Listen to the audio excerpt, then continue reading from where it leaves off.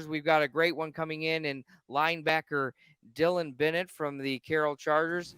Dylan, thanks for joining us tonight. How are you? I'm doing great. Thank you for having me. It's a blessing to be here. Blessing to talk to you guys. Sure. Thanks for joining us. Another big game. First off, off the bat this past week against Snyder, you guys handle business, come out with the big win, and have moved to 2-0 in the SAC now.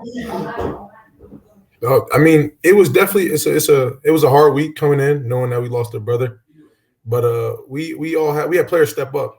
When some of us couldn't make the plays, and we knew we had somebody else to do it. And when all 11 guys are invested in the game, as much as I am, and Jorge is, and Braden is, and Jaden Hill is. Like, once you get a bunch of those guys, everyone takes turns stepping up and making plays when it's hard.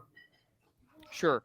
The defensive side of the ball, we've talked a little bit about it, all throughout the summer and this, how big you guys look, how tough. And really, you guys have shown up big in the first two games. Just talk about that unit, that brotherhood that you guys have, and the ability to work together and really get all over the field. So I think the biggest thing people don't realize about the defense that we have now is that iron sharpens iron. And when we're at practice from Monday to Thursday, and Thursdays is no padded practice, and we're still going at it. And that's what makes us so much of a brotherhood, is willing to go at each other each and every single day. And then that Friday come together and go to war with the guys in front of us. And that's what makes us that team, and our defense is it's relentless. Like, if you watch any of our film, you can see us swarming the ball. Like, there isn't one guy sitting back watching everybody say, if that guy's still up, he's getting hit. He's getting hit by all 11 Chargers. So that's what we bring. Hey, Dylan, Coach Griff here. You're one of my favorite players in the Summit Athletic Conference. At least I say that every week because I like the way you play from sideline to sideline. But going up against Snyder, what was your defense's main priority Friday night from the game plan? I think the game plan was definitely take away their run, because they come out a lot of power eye. They always bring that fullback in, a lot of dives coming in, A gap, B gap, certain things like that. And I think once we took away the run game, we had Jorge, Braden, Carson Vogt, Michael Dirkman. We had those guys, in the back taking away the air game. I mean, so we kill them from the start. I mean, we were blessed to play them. I mean, they came out with a good fight, but what makes it important is the front 3, 4, 5, whatever we had, the 5 front that we had, is they took that away quick.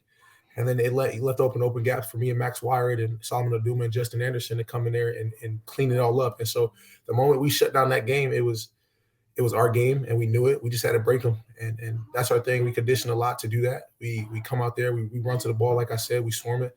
It's just to break the opponent. Yeah, I think the game, in my opinion, turned on the interception that you guys got.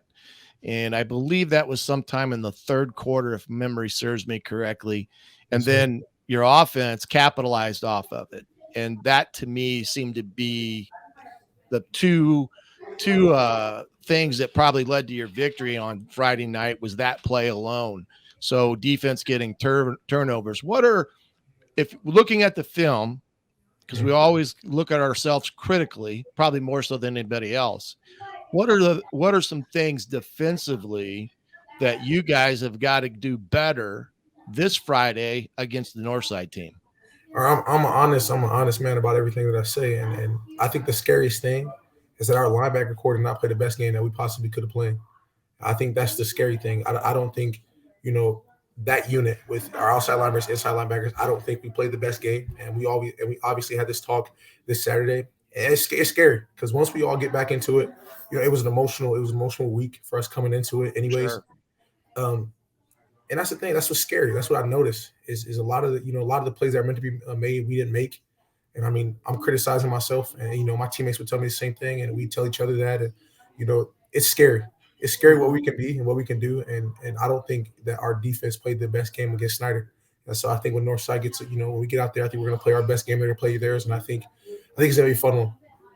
What do you think are going to be some keys for defense this week, going up against the talented Bo Dickerson at quarterback? You got the Lambert kid at running back, and then of course you got Tay Johnston, the wideout. I mean, there's a lot of skill on this Northside football team.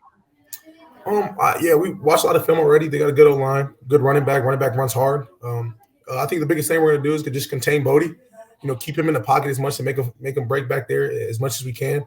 Um, Kill the running back in the gaps before he gets any yardage. And I mean, and we're gonna rally to Tate Johnson. We're gonna rally to those guys. They run a lot of different formations already. So I think the more we study it, the more we're going into the week. I think we're gonna learn so much about those guys, and we're gonna come out ready to play.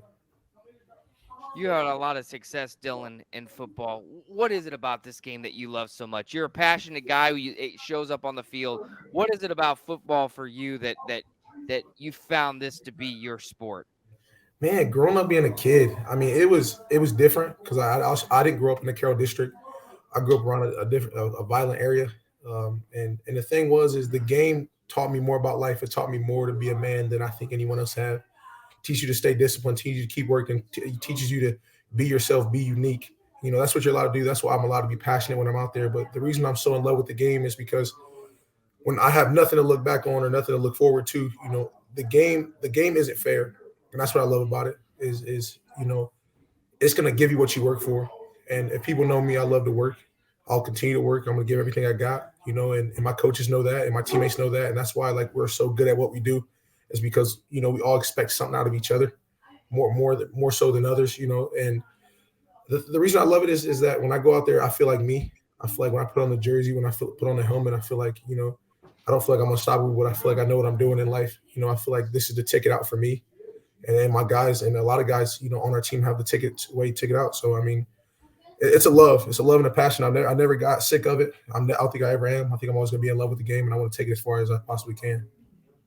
For you talked about the ticket out, the recruiting process, just overall in general, not asking, who's a front runner or anything like that, but the recruiting process for you, how fun is that, and what you're taking away from the feedback that you get from coaches? I mean, there's so much, my game is like I learned so much from the coaches because they watch so much of my film and they learn so much of me and how I play. And some of the things I take away is they expect more out of me than I thought they did. They know my first name, my last name, the state I live in, the city I live in, and the school I go to. I didn't think they know as much as about me.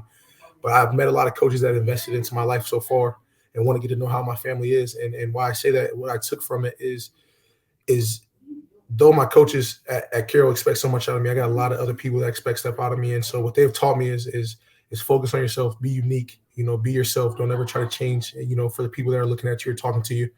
And so what it really does for me is what I've learned. What I've really learned is it's scary. You don't know who's going to take a chance on you. You don't know who's really wants you, who's going to tell you, some lies just to, you're on my radar and then not talk to you for, a few months. But it's just staying focused, staying in with my guys. My guys are going to lift me up and I'm going to lift them up, and we're going to see where I can go and we're going to see where they can go, and I'm going to root them as much as I possibly can. Well, Dylan, I guarantee you there's going to be a spot for you somewhere.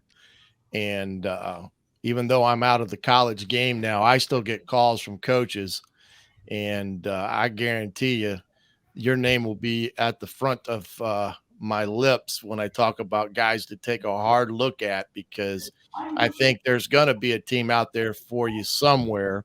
We don't know where. You're right. It's a gamble. It's a crapshoot.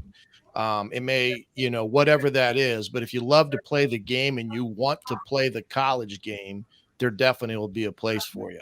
So don't ever lose sight of that. But we appreciate you joining us here tonight upon further review. And you are our first player to join us this season. And hopefully we can get more of you guys joining us, because I know the people that watch us would really like to hear from you guys more than from me or some old guys sitting on the TV tube. Yes, sir. Yes, sir. Good luck Friday night, Dylan. Thank you so much. I'm very grateful to be here, and I'm thankful that you guys chose me to come talk to you and hear my words. Thank you so much. All right, buddy. Yes. Good luck Friday. We'll be there.